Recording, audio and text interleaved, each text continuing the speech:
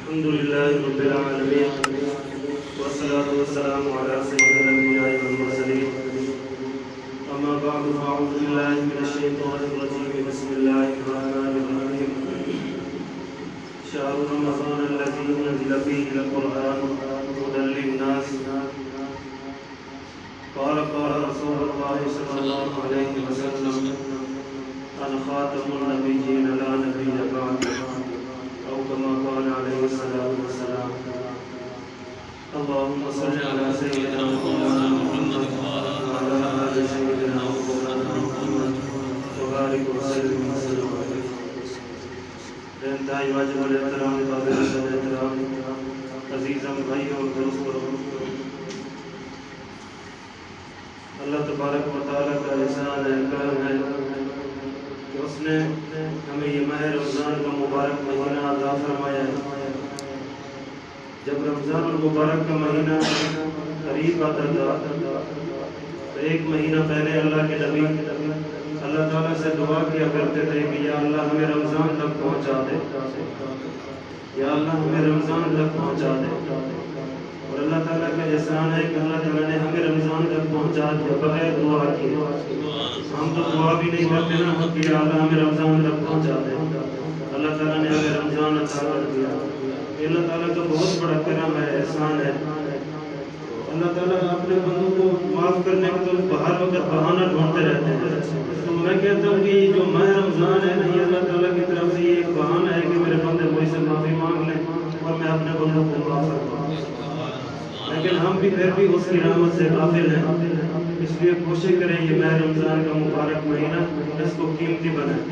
یہ اللہ تعالیٰ کی طرف سے بھیجا ہوا مہمان ہے، اور اگر ہم مہمان کی اس طرح قدر نہ کریں جس طرح مہمان کی قدر کرنے کا حق ہوتا ہے، تو پھر مہمان جب وہاں سے جاتا ہے تو پھر ناراضگی کا اظہار کرے نہ کرے تو دوسروں کو جا کے ضرور بتاتا ہے کہ میں فلاں جگہ مہمانی پر گیا لیکن اس نے میری جو خدمت کی ہے کیا بتاؤں پھر آپ لوگوں کو۔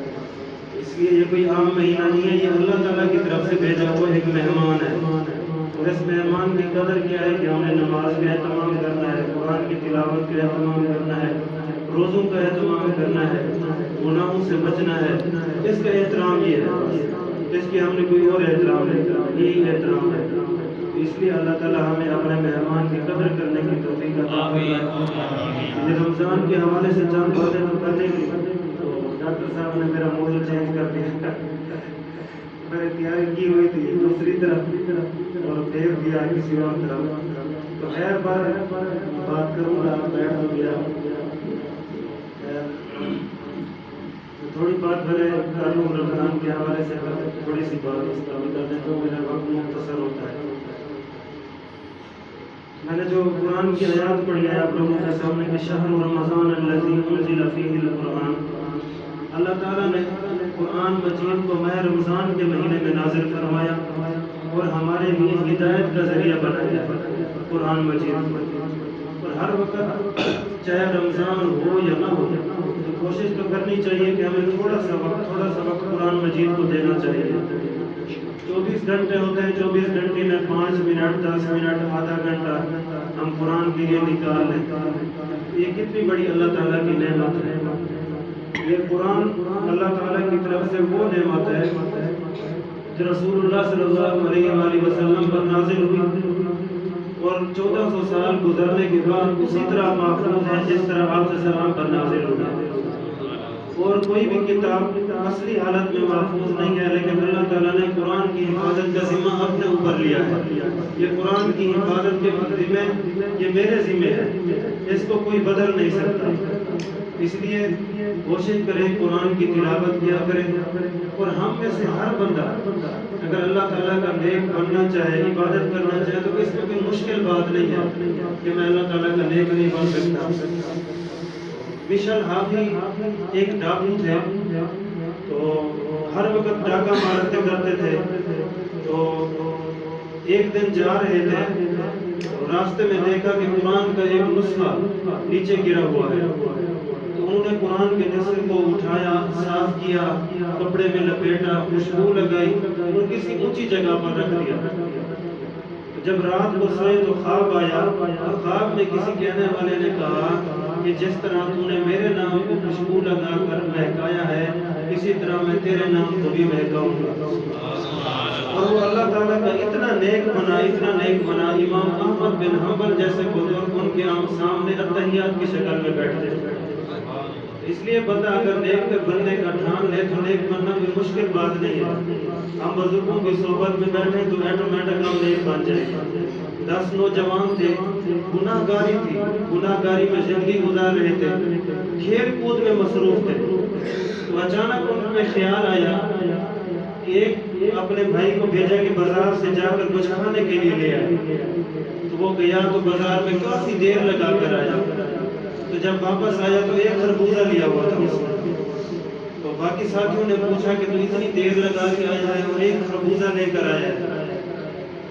اس نے کہا جب میں بازار گیا تو بازار میں اللہ کا ولی آیا ہوا تھا، تو اس نے اس خربوزے پر ہاتھ رکھا، تو جب میں نے دیکھا تو ہاتھ رکھنے کے بعد سارے لوگ اسی خربوزے کی طرف متوجہ ہو رہے تھے، اس کو خریدنا چاہتے تھے۔ تو میں نے سب سے زیادہ قیمت لے کر میں نے اس خربوزے کو خرید لیا ہے۔ تو دیکھنا چاہتا ہوں کہ اس بزرگ کے ہاتھ پہ کیا تاثیر ہے کہ سارے کے سارے اس کو خریدنے پر تلے ہوئے ہیں۔ تو میں اس کو خرید کر آ گیا، انہوں نے کاٹا، کھایا، تو اللہ تعالیٰ نے ان کے دل کی کیفیت کو بدل دیا۔ تو جب کھانے کے بعد انہوں نے طے کیا کہ کیا ہم اللہ کے ولی نہیں بن سکتے، تو سب نے عزم کیا کہ آج کے بعد ہم توبہ کرتے ہیں، کبھی گناہ نہیں کریں گے، ہم اللہ کے ولی بنتے ہیں۔ تو سارے کے سارے نے توبہ کی اور اللہ کے ولی بن گئے، جہاد میں گئے اور 10 کے 10 اللہ کے راستے میں شہید ہو گئے۔ تو اللہ کا نیک بننا کوئی مشکل بات نہیں ہے اگر آپ نیک بننا چاہیں۔ تو اس لیے کوشش کریں قرآن مجید کی ہر وقت تلاوت کریں، اور قرآن یہ بہت بڑی نعمت ہے، اس کی تلاوت کریں، اس کے ایک حرف پر اللہ تعالیٰ 10 نیکیاں عطا فرماتے ہیں، ایک حرف پر۔ اب الف لام میم، اب یہ ایک حرف نہیں ہے، ایک حرف ہے الف، لام، میم، یہ 3 حرف ہیں۔ ہم نے پڑھا الف لام میم، تو اللہ تعالیٰ نے 10 نہیں 30 نیکیاں عطا فرمائی۔ صرف قرآن کے حروف اگر ہم گننا چاہیں تو گن نہیں سکتے، ایک حروف پر اللہ تعالیٰ 10 نیکیاں دیتے ہیں۔ یہ کتنی بڑی اللہ تعالیٰ کی نعمت ہے۔ تو کم از کم ماہ رمضان کے مہینے میں کوشش کریں سارے حضرات، جتنا ہو سکے آپ ایک پاؤ پڑھ سکتے ہیں، آدھا پارہ پڑھ سکتے ہیں، سپارہ پڑھ سکتے ہیں، کم از کم کوشش کریں، کم از کم قرآن کی زیارت ہی کر رہے ہیں۔ اس سے کم درجہ آپ میں کیا بتاؤں؟ ہم میں سے کتنے لوگ ہیں جو قرآن کی زیارت تک نہیں کرتے؟ اللہ تعالیٰ فرماتے ہیں، حضور نے فرمایا کہ جس گھر میں سورۃ بقرہ کی تلاوت ہوتی ہے 3 دن، سورۃ بقرہ کی تلاوت کر کے وہاں جنات کے اثرات ختم ہو جاتے ہیں۔ سورۃ بقرہ کی آخری آیت آمن الرسول، فرمایا رات کو سونے سے پہلے اگر آپ پڑھ لیں تو ساری رات تہجد کا ثواب ملتا ہے۔ قرآن کی ایک آیات ہے شہید اللہ، یہ آیات اللہ تعالیٰ اگر ایک مرتبہ اگر ہم پڑھ لیں تو اللہ تعالیٰ 70 مرتبہ محبت کی نگاہ سے دیکھتے ہیں۔ یہ دیکھو کتنی بڑی نعمت ہے یہ قرآن۔ آیت الکرسی ہے، فرمایا فرض نماز کے بعد آپ ایک مرتبہ پڑھ لو، فرض نماز کے بعد اگلی نماز تک اللہ تعالیٰ کی حفاظت میں آپ آ جائیں۔ اگلی نماز سورۃ کہف، جمعے کے دن سورۃ کہف کی اگر تلاوت کر لیں تو پورا ہفتہ بندہ اللہ تعالیٰ کی حفاظت میں آ جاتا ہے۔ کوئی دشمن اس پر حملہ نہیں کر سکتا، کوئی موذی چیز اس پر حملہ نہیں کر سکتی۔ یہ قرآن اتنی بڑی اللہ تعالیٰ کی نعمت ہے۔ فرمایا اگر سورۃ کہف کی تلاوت کریں، جب دجال ہے دجال ایک بہت بڑا فتنہ ہے دجال، جب آگے وہ خدائی کا دعویٰ کرے گا، اس کے ہاتھ میں سب کچھ ہوگا، وہ اشارہ کرے گا تو آسمان سے بارشیں نازل ہو جائیں گی، وہ اشارہ کرے گا تو بندے کو مار دے گا، وہ اشارہ کرے گا تو مردے کو زندہ کر دے گا۔ اتنی اللہ تعالیٰ اس کو طاقت دے گا۔ جب ہم جیسے کمزور ایمان والے دیکھیں گے تو ہم تو اس پر ایمان لائیں گے، جو اس پر ایمان نہیں لائے گا ان کے لیے وہ رزق تنگ کر دے گا، جو ان پر ایمان لائے گا ان کے لیے وہ رزق کو آسان کر دے گا، ان کے گھر کا سامان اس کے ساتھ چلنا شروع ہو جائے گا۔ فرماتے ہیں حدیث میں آتا ہے کہ روٹی اس کے ساتھ ساتھ چلے گی، جو اس کی اتباع کرے گا اس کو دے گا، جو اتباع نہیں کرے گا اس کو نہیں دے گا۔ تو یہ اتنا بڑا فتنہ ہوگا. فرمایا اگر سورۃ کہف کی بندہ تلاوت کر لے تو اللہ تعالیٰ دجال کے فتنے سے بھی محفوظ فرما لے گا. یہ قرآن اتنی بڑی نعمت ہے. فرمایا کل قیامت کے دن اللہ تعالیٰ حافظ کو کہے گا کہ یہ جنت کی سیڑھیاں چڑھتا جا اور قرآن کی تلاوت کرتا جا, جہاں تو آخری سورت کی ختم کرے گا وہاں تیرا مقام ہوگا. یہ کتنی بڑی نعمت ہے. کل قیامت کے دن اللہ تعالیٰ جو حفاظ ہے نا, جو حافظ ہے, ان کے والدین کے سر پر نور کا ایک ایسا تاج رکھے گا جو سورج اور چاند سے بھی زیادہ چمکدار ہوگا. یہ پڑھنے والے کے والدین کے لیے اعزاز ہے اور پڑھنے والے کے لیے تو اور بھی بہت اعزاز ہے. اس لیے یہ قرآن کی جتنی ہو سکے آپ سارے حضرات تلاوت کریں گے نا انشاءاللہ. اس لیے یہ بہت مشکل وقت چل رہا ہے. ویسے یہ ہمارا ملک تو بنا ہے اسلامی جمہوریت پاکستان ہے, سب کو پتہ ہے, لیکن آج کل نا یہاں اسلام کا نام لینا جرم بن چکا ہے. اسلام کا نام لینا جرم بن چکا ہے. حضور نے خود فرمایا انا خاتم النبیین لا نبی بعدی, میں آخری نبی ہوں, میرے بعد کوئی نبی نہیں آئے گا. اور ہم آج نعرہ لگاتے ہیں خاتم النبیین پر, تاجدار ختم نبوت, تو ہمیں پکڑ کر جیل میں ڈال دیتے ہیں, ہمیں پکڑ کر جیل میں ڈال دیتے ہیں. یہ ہے اسلامی جمہوریہ پاکستان. حالات سب کے سامنے ہیں, سب کو پتہ ہے. تحریک لبیک جو اس ملک میں اس چیز کے لیے بڑا کھل کے کام کر رہی ہے, بڑا کھل کے, اس کے قید اللہ تعالیٰ ان کو جنت میں اعلیٰ مقام عطا فرمائے. وہ تو محنت کر کے چلے گئے نا, وہ مزدور بھی تھے, کرسی پر بیٹھے ہوئے تھے, لیکن وہ پھر بھی گھر نہیں بیٹھے. حضور کی نموز کے لیے ہر وقت باہر نکلے ہوئے, ہر وقت باہر نکلے ہوئے. ان کے جانے کے بعد ان کا بیٹا اس راستے پر چلا گیا, لیکن آج ان پر بھی وہی تشدد, ان کو پکڑ کر جیل میں ڈال دیا ہے. اب فرانس میں جو حضور کے خاکے بنائے گئے, حضور کی توہین امیز خاکے بنائے گئے. اب حق تو یہ بنتا تھا نا کہ ہم اسلامی جمہوریہ پاکستان ہیں, ہمارے کہنے سے پہلے حکومت کو یہ ایکشن لے لینا چاہیے تھا کہ فرانس سے سارا بائیکاٹ کر دے. کہ ان کے یہاں جو سفیر بیٹھے ہوئے ان کو خود بخود نکال دو. وہاں فرانس میں جو آپ کے سفیر بیٹھے ہوئے خود بخود ان کو واپس بلا لو, کہ جہاں ہمارے حضور کی ناموس, جہاں ہمارے حضور کی عزت محفوظ نہیں, آپ اس ملک کے ساتھ کیا لین دین کریں گے؟ جس ملک میں حضور کی ناموس محفوظ نہیں, اس ملک وہ ملک رہنے کا فائدہ ہی نہیں ہے. آج لوگ کہہ رہے ہیں کہ ہم حضور کی ناموس کے لیے کیا ملک قربان کر دیں. جی ہاں, ملک یہ کیا چیز ہے, یہ کیا چیز ہے ملک؟ ملا ہی حضور کے صدقے ہے, ملا ہی حضور کے صدقے ہے. پھر اس پر قربان نہیں کریں گے تو کس پر قربان کریں گے؟ تمہاری عزت کے لیے قربان کریں. یہ کہتے ہیں ہمارا ایمیج دوسرے ملکوں میں غلط ایمیج جا رہا ہے, غلط ایمیج جا رہا ہے. اگر اس وجہ سے کوئی ہمیں دہشت گرد سمجھتا ہے تو ہم کھلے عام کہتے ہیں کہ ہم دہشت گرد ہیں, ہم کھلے عام کہتے ہیں. اگر حضور کی ناموس کی حفاظت کرنا دہشت گردی ہے تو میں کھلے عام سٹیج پر کہہ رہا ہوں کہ میں دہشت گرد ہوں, میں دہشت گرد ہوں, میں دہشت گرد ہوں, میں دہشت گرد ہوں. اگر حضور کی ختم نبوت کا نعرہ لگانا دہشت گردی ہے تو میں دہشت گرد ہوں, میں دہشت گرد ہوں, میں دہشت گرد ہوں. یہ میں کھلے عام کہہ رہا ہوں. یہ بات ریکارڈ ہو رہی ہے, یہ بات ریکارڈ ہو رہی ہے, یہ سوشل میڈیا پر جاتی ہے, ہر جمعہ جاتا ہے, یہ سوشل میڈیا پر بات جائے گی, ہر طرف جائے گی. یہ میں کھلے عام کہہ رہا ہوں. حضور کی ناموس کے لیے ہم اپنی جان لٹانا فخر سمجھتے ہیں, فخر سمجھتے ہیں. اگر کوئی حضور کی ناموس کی حفاظت نہیں کر سکتا, کوئی تاجدار ختم نبوت کا نعرہ نہیں لگا سکتا, تو اس کا جینا کوئی قابل قبول نہیں ہے. جیو تو ایک دن کی زندگی شیر کی طرح جیو. اگر 100 سال جیے گیدڑ کی طرح جیے تو پھر آپ کو 100 سال جینا کسی کھاتے میں نہیں ہے. ایک دن جینا ہے تو حضور کی ناموس کے لیے جیو, ایک دن کے لیے جینا ہے, ایک سیکنڈ کے لیے جینا ہے. زندگی میں پل کا پتہ نہیں ہے, پل کا پتہ نہیں ہے. ابھی میں یہاں بیٹھا ہوں, کوئی پتہ نہیں ہے کہ میں مسجد میں باہر جاؤں گا یا نہیں جاؤں گا. آپ بیٹھے ہوئے ہیں, کوئی پتہ نہیں ہم مسجد کے باہر جائیں گے یا نہیں جائیں گے, کوئی پتہ نہیں ہے. اس لیے یہ تھوڑی سی زندگی ہے، اگر یہی ہم حضور کی ناموس کے لیے خرچ نہیں کریں گے تو کس کے لیے کریں گے؟ کس کے لیے کریں گے؟ اپنی اولاد کے لیے کریں گے، رزق کمانے کے لیے کریں گے، روزی کمانے کے لیے کریں گے، بیوی بچوں کو خوش کرنے کے لیے کریں گے۔ بیوی بچے کبھی خوش نہیں ہوں گے، کبھی خوش نہیں ہوں گے، جتنا مرضی زور لگا لو، جتنا مرضی زور لگا لو۔ اگر آپ کے بچے ہیں، آپ کی اولاد ہے، اس کو بھی دین پر لگاؤ، اس کو بھی حضور کی ناموس پر لگاؤ۔ اگر والد اگر اپنی اولاد کو حضور کی ناموس کے لیے ذبح کرانا پڑے تو کراؤ۔ آج کل بہت مشکل دور ہے، بہت مشکل دور ہے۔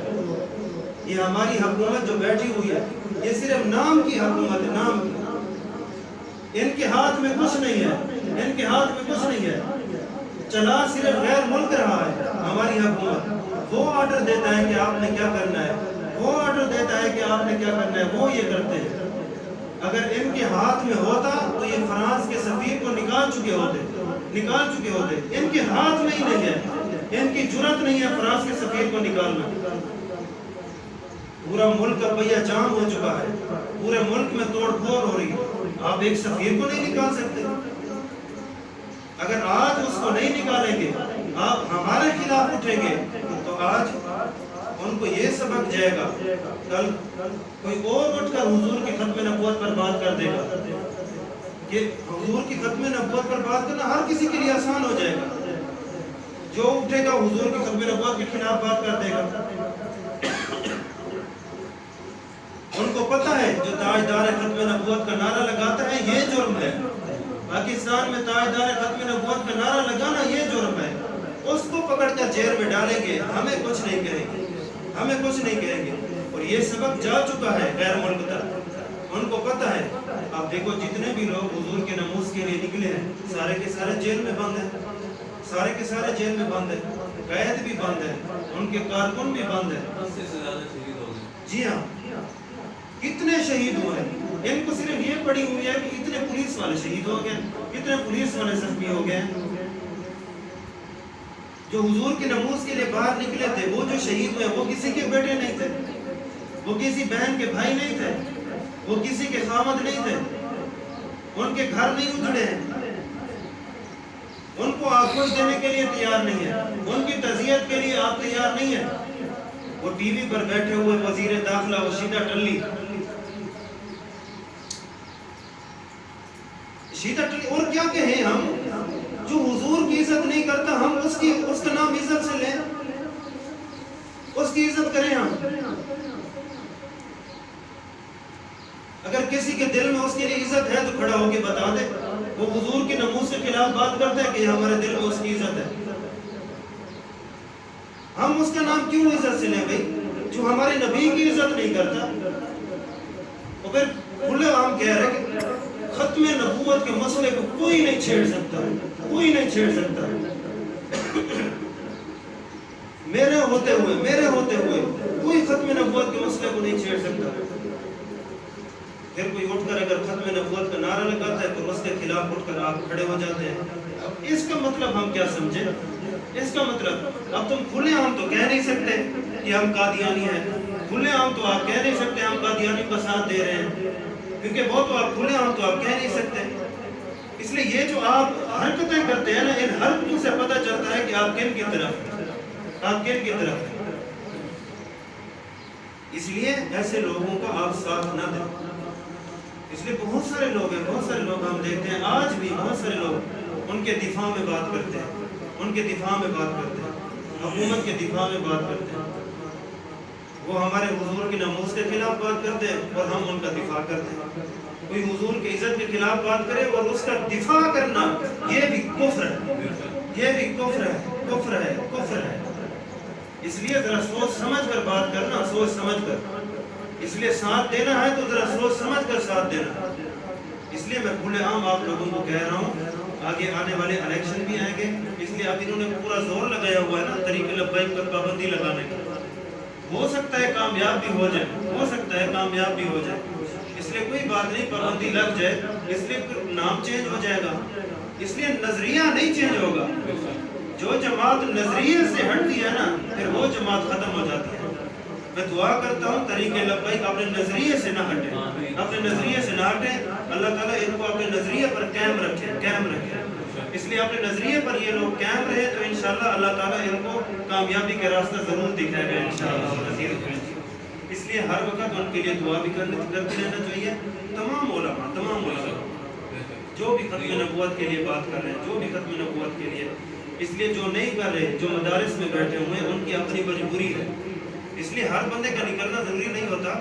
اس لیے جن کا جتنا حق بنتا ہے, جس حد تک وہ کام کر سکتا ہے اتنا تو وہ کام کرے نا. اس لیے کم از کم آپ کچھ بھی نہیں کر سکتے تو دل میں ان کے لیے برا تو ثابت کر سکتے ہیں, برا تو فیل کر سکتے ہیں نا, اتنا تو آپ کر لیں. اس لیے سارے حضرات اس بات پر توجہ رکھیں. اس لیے اس دور میں اس حکومت کا دفاع کرنا, اس لیے خدا نخواستہ اللہ رحم کرے آپ دین اسلام سے خارج نہ ہو جائیں.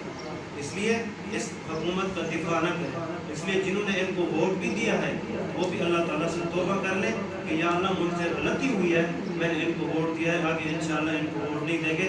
سارے حضرات اس پر توبہ کر لیں. اللہ تعالیٰ معاف کرنے والی ذات ہے, انشاءاللہ اللہ تعالیٰ معاف فرما دیں گے. ٹائم بھی زیادہ ہو گیا ہے. جو کچھ کہا سنا اللہ تعالیٰ